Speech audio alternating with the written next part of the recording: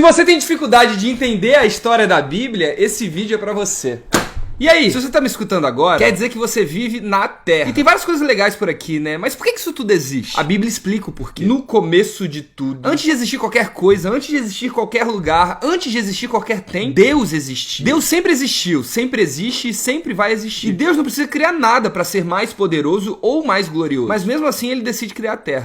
Calma, a Terra inicialmente não parecia assim. Inicialmente a Terra era sem forma e vazia e bem escura. Então Deus decide criar tudo em 6 dias. No primeiro dia, Deus disse, haja luz, e houve luz. Deus viu que a luz era boa. Ele separou então a luz da escuridão e deu nome para cada um deles. No segundo dia, Deus criou os céus e separou as águas de baixo e as águas de cima. No terceiro dia, Deus criou a terra. E adivinha? Agora a gente tem vida na terra, porque Deus também criou as plantas nesse dia. No quarto dia, Deus criou o sol, a lua e as estrelas. No quinto, ele criou os peixes e as aves. E no sexto dia, Deus cria os animais da terra e também faz a sua criação mais incrível, um ser humano. E Deus chama ele de Adão. Adão ficou meio triste porque todos os animais tinham um par e ele não tinha ninguém. Então Deus deu para Adão uma esposa e ele chamou ela de Eva. Esses dois seres humanos foram criados para ser imagem e semelhança de Deus. E eles moravam em uma espécie de paraíso chamado Jardim do Éden. O Jardim do Éden tinha várias árvores legais. Porém, 2 delas eram as mais importantes. Eles precisavam comer dessa árvore para que eles vivam para sempre. E Deus proibiu que eles comessem dessa árvore. Porque caso eles comam, eles iriam morrer. Parece bem simples, né? Certo dia apareceu no Jardim do Éden uma serpente, que na verdade era o diabo, e disse que era para Adão e Eva comer do fruto proibido, porque caso eles comessem, eles seriam tão poderosos quanto Deus. Pô, vou comer dessa árvore então, mano. Ei, me dá um pedaço aí. E foi desse jeito que Adão e Eva comeram do fruto proibido no Jardim do Éden. E foram expulsos de lá. Perderam também o acesso à árvore da vida, que consequentemente significava que eles iriam morrer. A humanidade desse jeito se rebelou contra Deus, porque decidiu ouvir ao diabo ao invés de Deus. Perderam o acesso ao Jardim do Éden, em todas as bênçãos que eles tinham. Por causa desse erro, Deus poderia simplesmente acabar com a humanidade nesse momento se ele quisesse.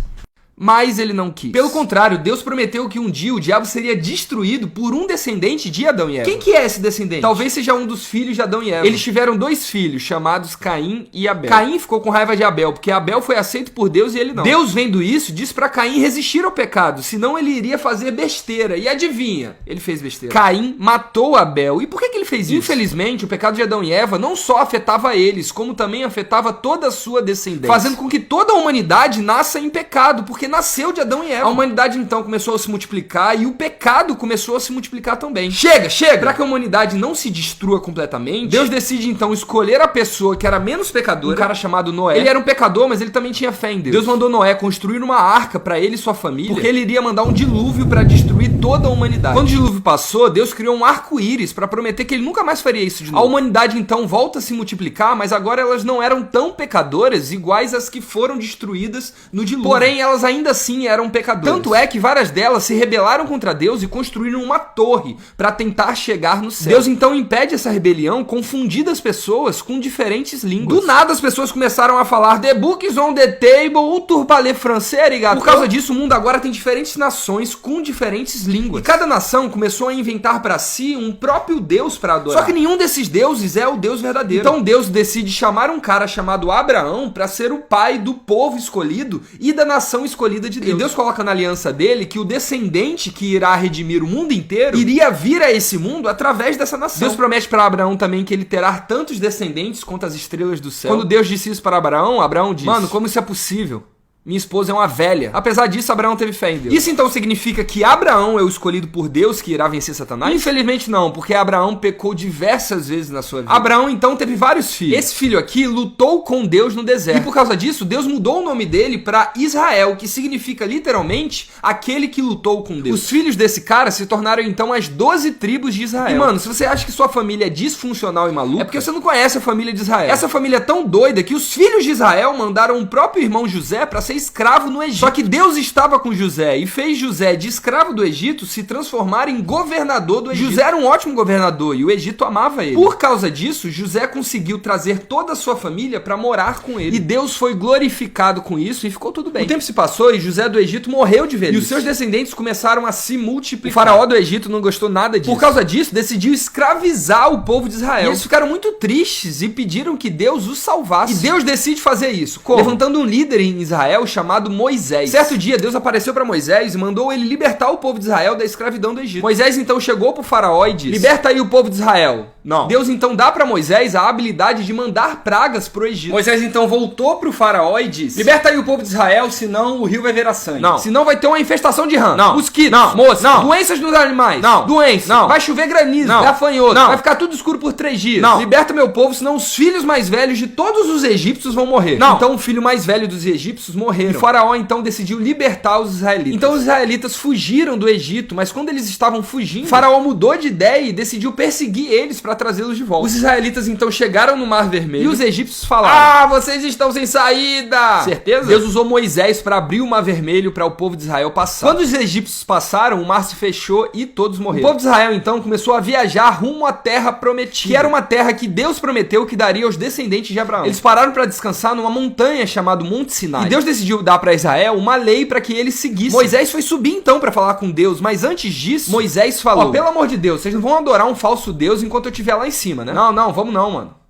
Mano, que tédio. Vamos adorar algum falso Deus enquanto Moisés está lá em cima? Bora! Então eles fizeram um bezerro de ouro e adoraram ele. Enquanto isso, Moisés estava no topo do Monte Sinai falando com Deus. Deus deu para Moisés tábuas de pedra que continham a lei e os 10 mandamentos. Mas quando Moisés desceu do monte e viu o povo de Israel adorando falsos deuses, ele ficou com tanta raiva que ele quebrou as tábuas de pedra. Então ele voltou de novo no topo do Monte Sinai para falar com Deus. Recebeu outras tábuas de pedra e foi viajar com o povo de Israel rumo à terra prometida. Só que o povo de Israel era extremamente ingrato e descrente em Deus, chegando a um ponto de eles pedirem até para voltar pro Egito, para serem escravizados de novo. Por causa disso, Deus fez com que eles vaguem por 40 anos no deserto e não entrem na terra prometida. Nem Moisés conseguiu entrar na terra prometida. Ele não conseguiu porque ele pecou contra Deus em um momento da viagem. Moisés então morre e a nova geração do povo de Israel, liderada por um cara chamado Josué, entra na terra prometida e vence vários povos que estão lá. O povo de Israel se instala então na terra prometida, porém quando Josué morre, eles ficam praticamente sem liderança. Então Deus começa a levantar juízes para liderar Israel e proteger eles contra as nações inimigas. Só que esses líderes não eram tão bons e por causa disso o povo de Israel começa a pecar muito contra Deus. Israel começa a sofrer muito então por causa desse pecado que ele estava cometendo contra Deus. Até que, pô mano, é melhor a gente ter um rei, não? Você não precisa de rei. Disse Samuel, que era um desses juízes de Israel. A gente quer um rei, velho. Todo mundo tem um rei. Beleza, mano, mas esse rei vai ser ruim e opressor. Então Samuel nomeou um cara chamado Saul pra ser rei de Israel. E esse cara, adivinha, era ruim e opressor. Não tem ninguém melhor pra governar Israel, não? Tem esse menino aqui, ó, chamado Davi, mas ele é só um pastor de ovelhas. Certo dia, um guerreiro inimigo chamado Golias desafiou o exército de Israel pra um combate. Alguém aí é macho o suficiente pra me enfrentar? Mano, esse cara é gigante, pô, é impossível alguém vencer ele. Eu venho! Davi jogou uma pedra na cabeça dele e venceu esse cara. Por causa disso, Davi virou um herói e todo mundo amava ele, menos o rei Saul, que tava morrendo de inveja da fama de Davi. Então Saul tentou matar Davi. Davi fugiu de Saul, mas Saul o perseguiu. Certo dia, Davi teve a chance de matar Saul enquanto Saul estava no banheiro, mas ele decidiu não fazer isso. Por causa disso, Saul perdoou Davi e morreu um tempo depois. Davi então se torna rei de Israel. O reino de Davi começa a ser bastante próspero e a crescer muito. Será que o rei Davi então é o escolhido para vencer o diabo? Não. Davi pecou quando pegou a mulher do seu soldado chamado Urias e depois praticamente matou o cara para tentar resolver o problema. Por causa disso, Deus castigou Davi e o reino dele começou a desmoronar. Apesar disso, Deus prometeu para Davi que o descendente que vai vencer o diabo virá da família dele. Davi então morre e entrega o seu reinado para seu filho chamado Salomão. Salomão ficou muito conhecido pela sua sabedoria dada por Deus. Ele escreveu vários livros da Bíblia falando sobre sabedoria e foi admirado por reis e rainhas do mundo todo. Salomão também construiu um templo gigantesco e lindo para adorar e louvar a Deus. E por causa disso, o povo de Israel prosperou e cresceu absurdamente, chegando a ser praticamente um farol para uma referência de sabedoria e prosperidade para todas as nações. E Deus foi glorificado com tudo isso. Será que Salomão então é o descendente que irá vencer o diabo? Não. Salomão pecou quando teve várias esposas e mulheres diferentes. Várias delas nem seguiam um Deus de Israel, o que fez com que Salomão começasse a adorar e louvar falsos deuses, como Moloque ou até como Bafomé. Salomão chegou a um ponto de construir um templo para esses falsos deuses, pecando contra o Senhor e iniciando a destruição do seu reinado. Por causa desse pecado, o reino de Salomão começou a se encher de pecado, o que terminou em uma guerra civil dentro de Israel, que terminou dividindo o reino de Israel em duas partes, norte e sul. Ambos os reinos que reinavam sobre essas terras eram maus e adoravam outros falsos deuses pagãos, como por exemplo Bafomé.